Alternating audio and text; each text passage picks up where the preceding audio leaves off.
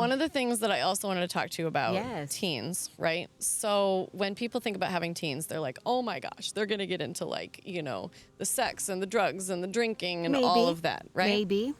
So here's how we have done things with our teenagers. And let me start topics. with tough and scary this topics. This is not for how some I was moms. raised, right? Yes. So I'm going to start with the drinking thing, right? Yes. Grew up in a Christian household. Yes. We did not have alcohol in our house at all.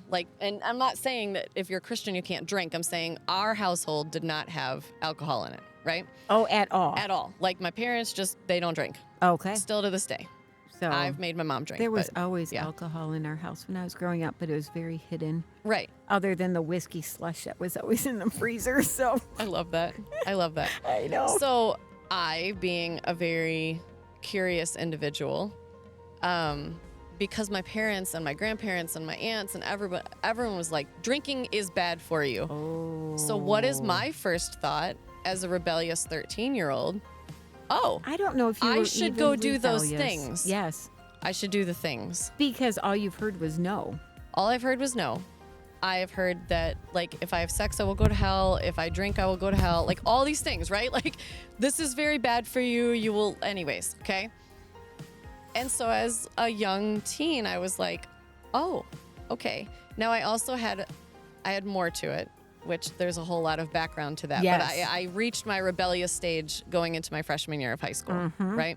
Oh, and I was needed well to on prove my to way. everybody that I was not just a pastor's kid, that I I'm was a not a normal PK. kid. I mean, whatever, right?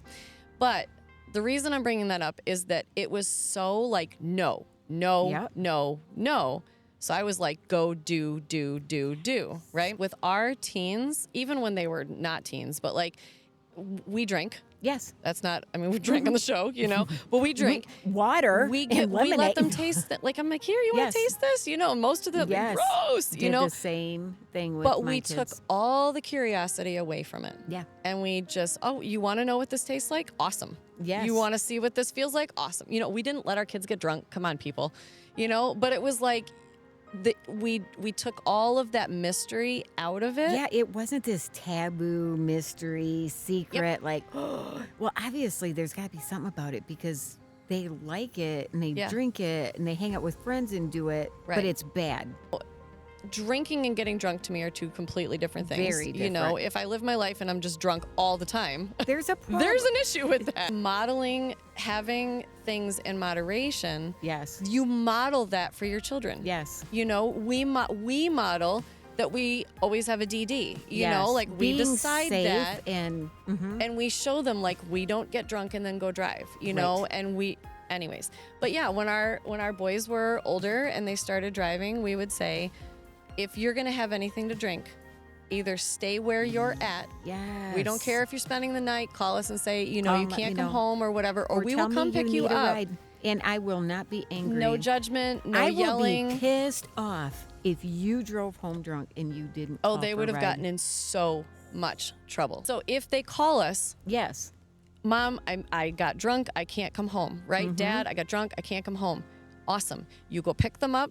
Yes. You do not say a word on the way home. You do not scream at them. You do not nothing. Yes. Because then they're not going to call you. Thank you for calling me. Thank you. Thank you for being smart. Praise them for that. Because you Give may them have some saved vitamin your B life and some you water. may have saved someone else.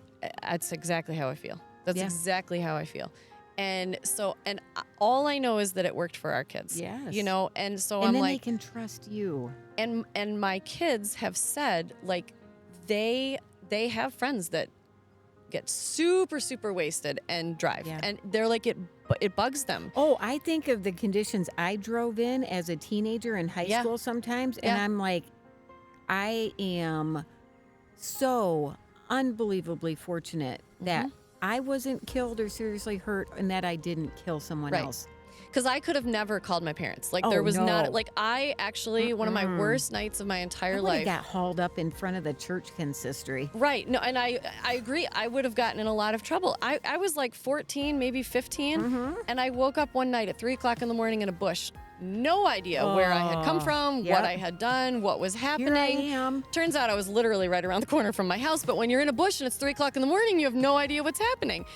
But I I got to the bush because I couldn't call anybody. I didn't have anybody Isn't that awful though? that I could say anything in to. the positions that puts you in, and I think now especially, think of our young girls It's terrifying. being out there incapacitated, Yes. too afraid to call home by yourself. So I'm Right. just gonna Yep.